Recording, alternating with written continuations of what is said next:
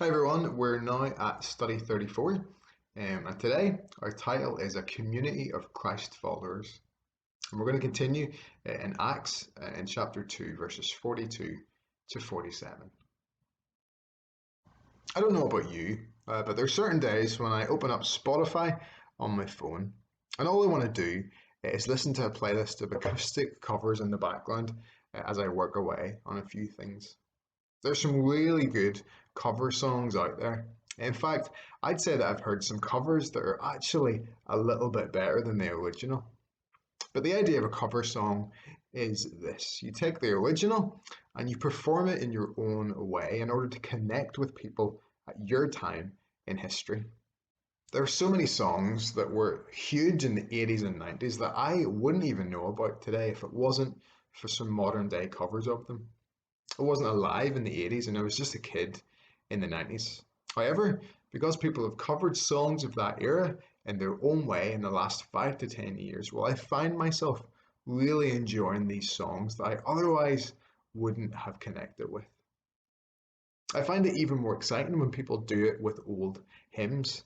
It's so good when people take lyrics from really old hymns that are maybe a little bit hard to sing or have really difficult tunes, and then they put those lyrics to music that today's generation can really connect with, and tunes that are easy to follow. It's such a blessing when old truths are told in new ways. And with that in mind, well, let's head into today's Bible passage. Acts chapter 2, verses 42 to 47.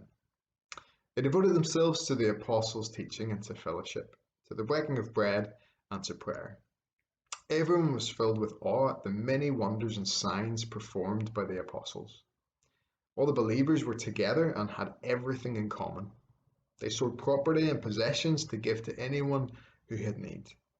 Every day they continued to meet together in the temple courts. They broke bread in their homes and ate together with glad and sincere hearts, praising God and enjoying the favor of all the people.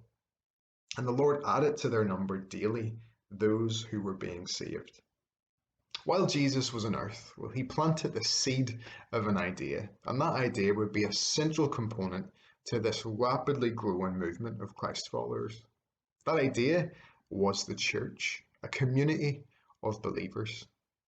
These few verses that we've read today, well, they provide us with an exciting and a dynamic picture of what the early church was like.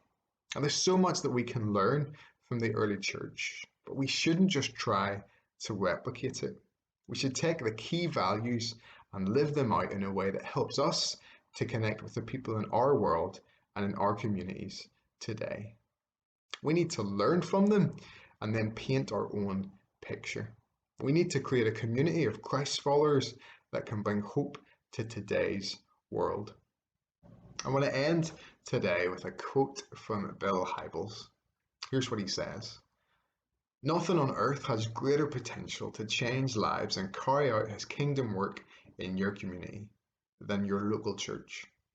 There's nothing like the local church when it's working right. Its beauty is indescribable. Its power is breathtaking. Its potential is unlimited. No other organization on earth is like the church. Nothing even comes close."